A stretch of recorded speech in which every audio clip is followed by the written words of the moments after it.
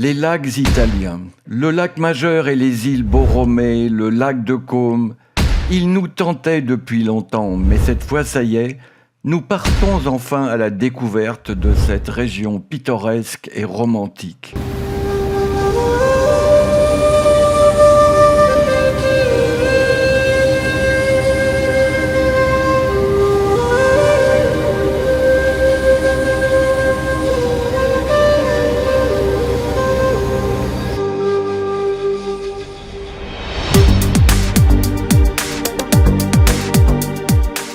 Coincé dans d'étroites vallées fluviales, à l'ouest le lac Majeur, puis le lac de Lugano à moitié en Suisse, et plus à l'est le lac de Côme. Un périple en 3 étapes. Une première étape sur le lac Majeur à Stresa, juste en face des fameuses îles Borromée. Puis une deuxième étape à Campione sur la rive est du lac de Lugano, juste à la frontière suisse. Et enfin, la découverte du fameux lac de Côme. Stresa est une célèbre petite ville de 5000 habitants, en bordure du lac Majeur et juste devant les fameuses îles Borromée, renommées dans le monde entier et principal attrait de la région.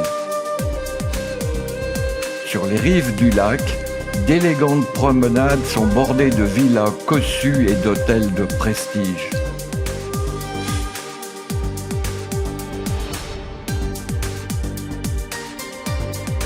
Mais tout voyage en Italie est aussi une grande découverte culinaire.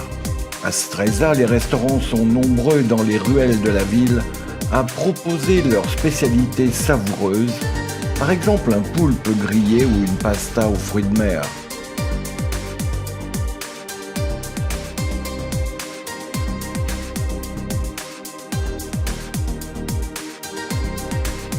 On retrouve cette grande diversité dans des boutiques pleines de surprises.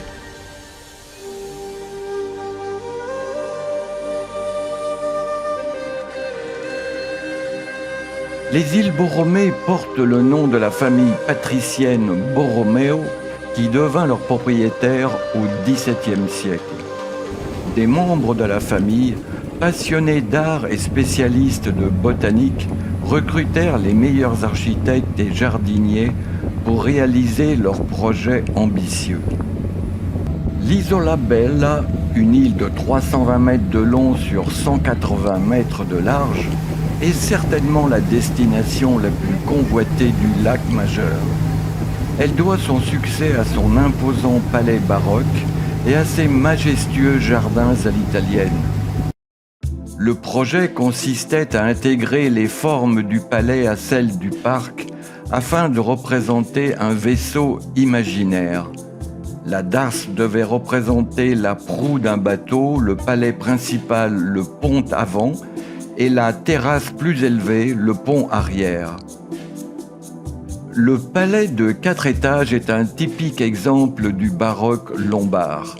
Les pièces les plus intéressantes se situent au premier niveau, en commençant par le salon d'honneur à l'architecture grandiose, avec son balcon intérieur et sa coupole, et autour duquel s'ouvre la néoclassique salle de bal, ainsi que la salle de musique avec ses précieux instruments musicaux. Au centre de la salle, un clavecin en cyprès doré qui date de 1692. Dans la salle du trône, un trône monumental en bois sculpté et doré du XVIIIe siècle.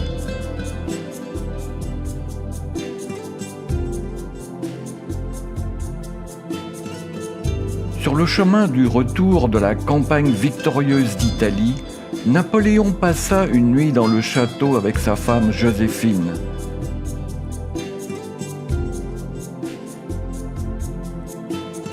La galerie Berthier présente une collection de 130 tableaux, chefs-d'œuvre de la peinture de la Renaissance lombarde. Ils sont disposés de telle façon qu'ils occupent toute la surface des parois des salles.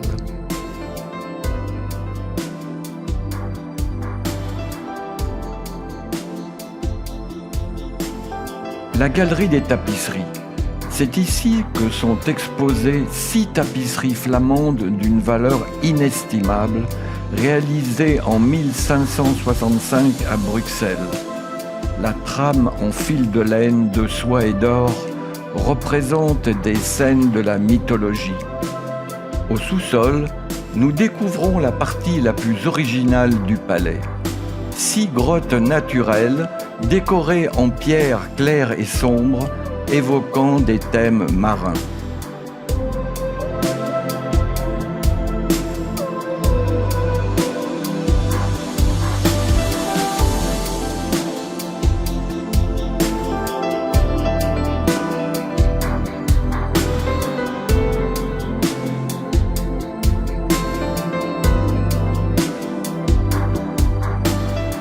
Le jardin à l'italienne se décline sur 10 terrasses qui dessinent une pyramide ornée de balustrades, de haies, d'obélisques et de statues.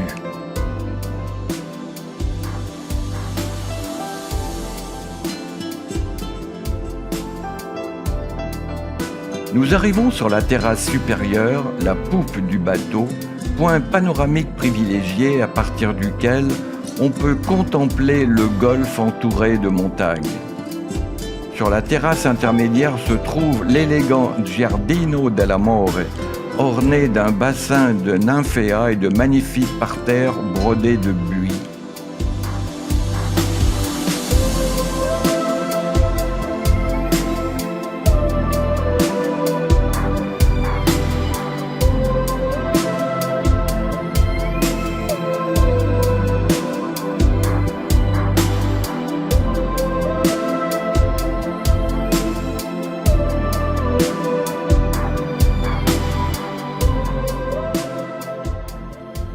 Durant tout ce parcours, on admire des arbres majestueux et des plantes exotiques.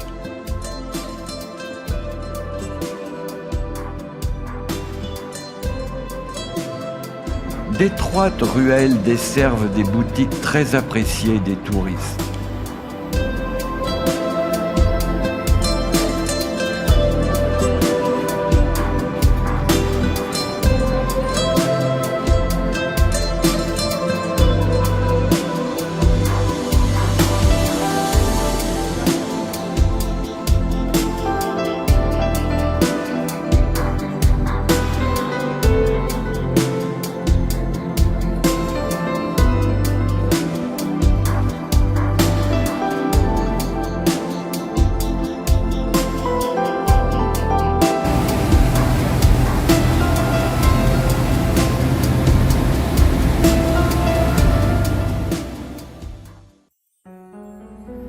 L'Isola Madre, 330 mètres sur 220, est la plus grande des Borromée et abrite un parc de 8 hectares, considéré comme un des plus fascinants et les mieux conservés d'Italie. Ce jardin botanique à l'anglaise, célèbre pour la floraison de ses azalées, rhododendrons et autres camélias, est apprécié des visiteurs depuis plus d'un siècle.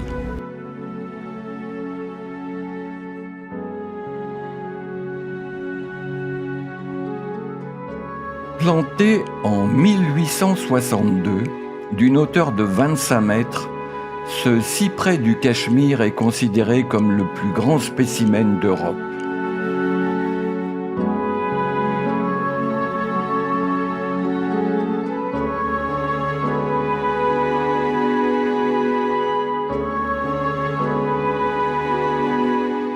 Le noble et austère palais, situé sur le bord surélevé dominant l'île, est actuellement aménagé en musée. À l'intérieur, une succession de loggias et de chambres ornées de tapisseries, de meubles et de peintures de différentes résidences que la famille Borromée possédait en Lombardie.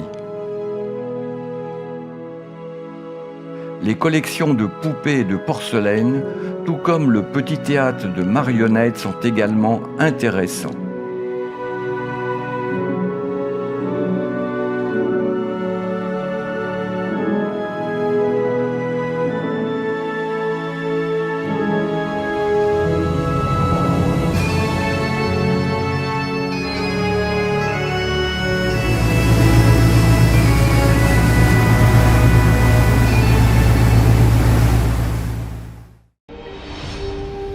L'Isola del Pescatori, 350 mètres sur 100, est considéré comme étant l'un des endroits les plus pittoresques du lac Majeur. L'ancien bourg a hébergé durant des siècles une communauté de pêcheurs et il est aujourd'hui occupé par une cinquantaine de résidents, dont certains d'entre eux s'adonnent encore à leur activité d'origine.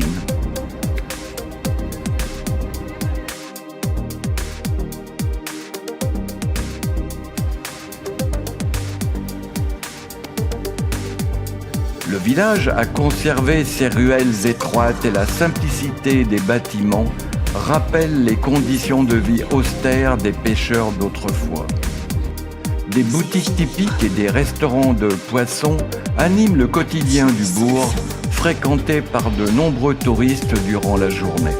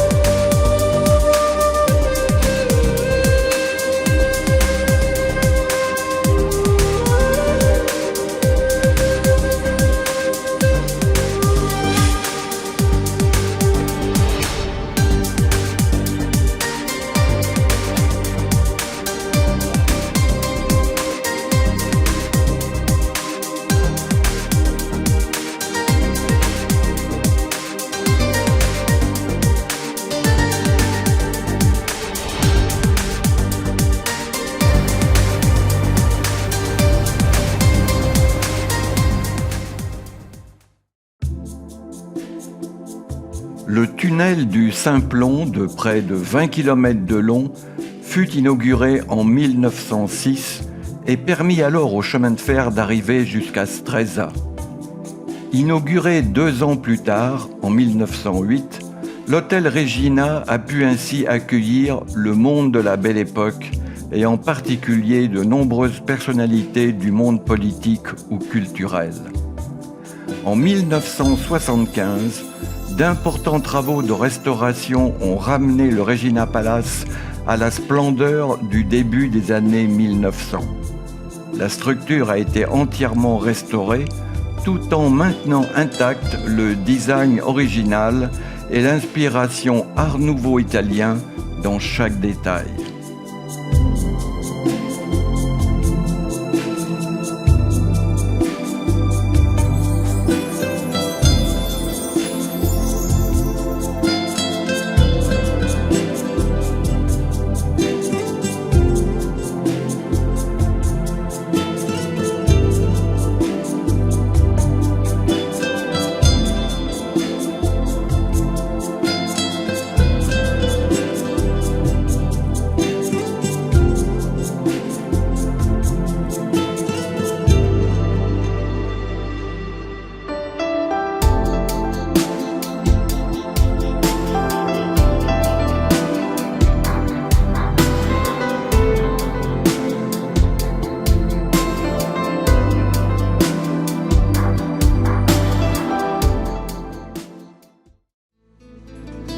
Entre le lac Majeur et le lac de Côme, voici le lac de Lugano. Sa superficie de près de 50 km² est située pour les 2/3 en Suisse et 1/3 en Italie. Ce lac d'origine glaciaire est d'une profondeur moyenne de 133 mètres qui peut atteindre jusqu'à 288 mètres. Lugano, ville emblématique du Tessin, est la 3e place financière suisse. Avec 63 000 habitants, c'est la plus grande ville de langue italienne en dehors de l'Italie. Grâce à son climat, sa végétation luxuriante et ses paysages, Lugano est devenu un grand centre touristique, mais aussi un centre de congrès international important.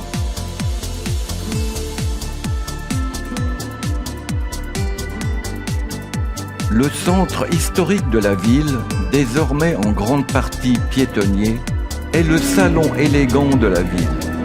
Un vrai labyrinthe de ruelles piétonnes où l'on se promène le long des vitrines scintillantes des boutiques de luxe.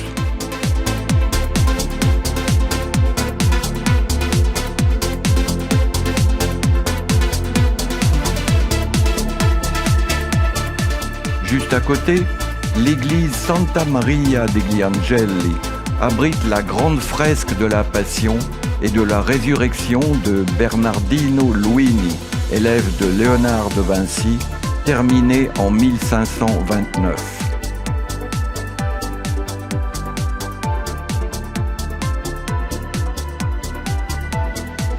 Un peu plus loin, la cathédrale San Lorenzo présente en particulier un très bel autel.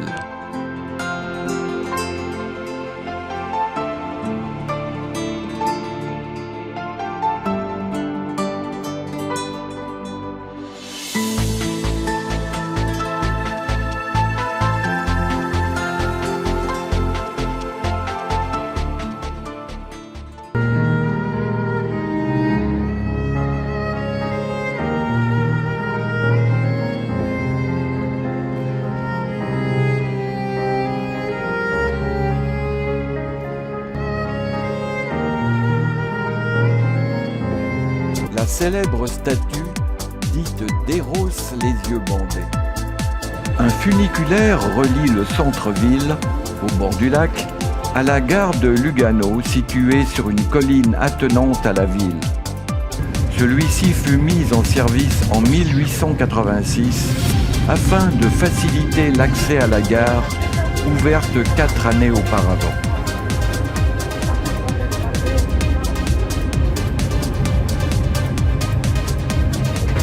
Du funiculaire, belle vue sur la ville et le lac.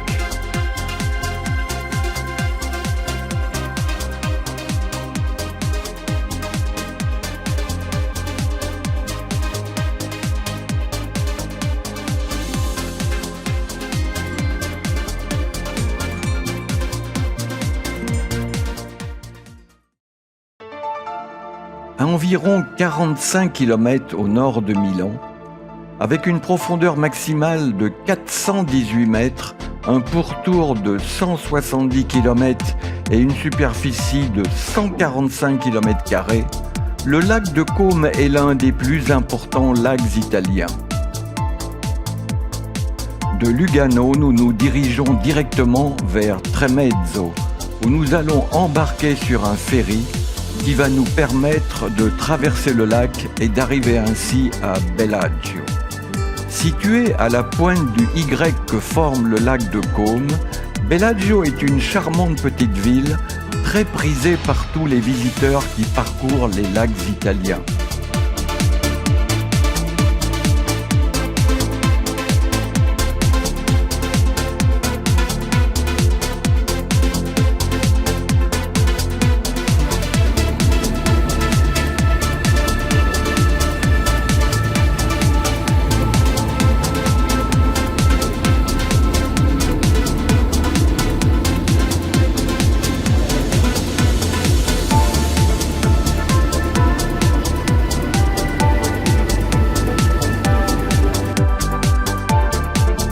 Ici, on se presse de toutes parts pour parcourir tranquillement les rues de ce village, profiter du vent frais venant du lac, longer l'esplanade le long de l'eau tout en dégustant une glace italienne.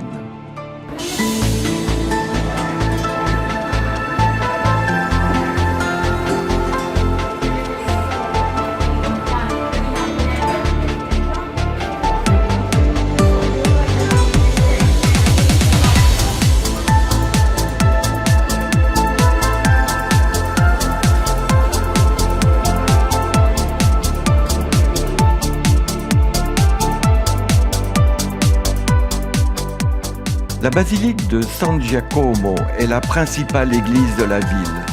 Elle a été bâtie au XIIe siècle sur la place principale du village, Piazza della Chiesa. L'église est de style romain, remarquable pour son clocher et son abside. Elle contient plusieurs œuvres d'art et objets médiévaux importants. Ici, on se presse de toutes parts pour parcourir tranquillement les rues de ce village, profiter du vent frais venant du lac, longer l'esplanade le long de l'eau tout en dégustant une glace italienne. Et quel plaisir de parcourir toutes ces ruelles bordées de vieilles maisons et de superbes boutiques, à la recherche de quelques trésors cachés.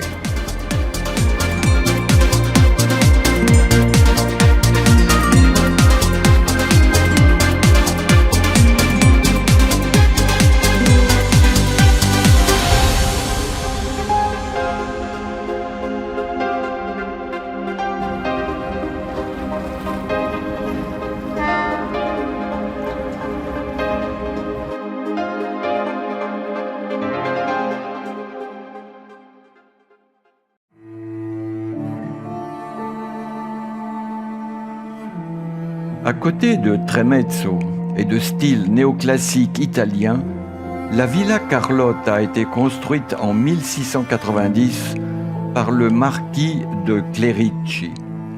Les artistes les plus prestigieux de l'époque ont été engagés pour cette tâche.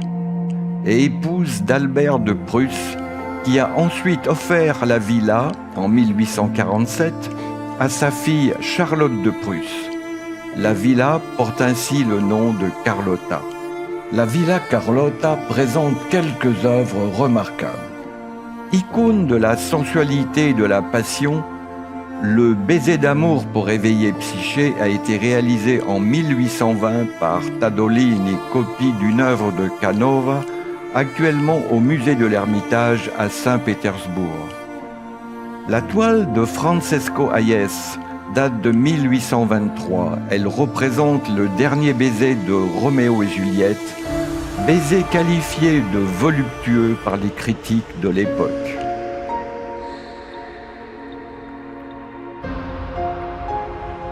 À noter également les belles statues du Salon des Marbres.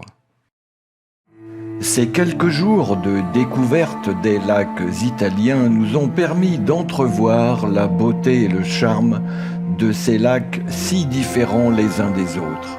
Mais sans aucun doute, nous devrons revenir pour s'immerger plus profondément dans ce magnifique pays et découvrir d'autres trésors cachés.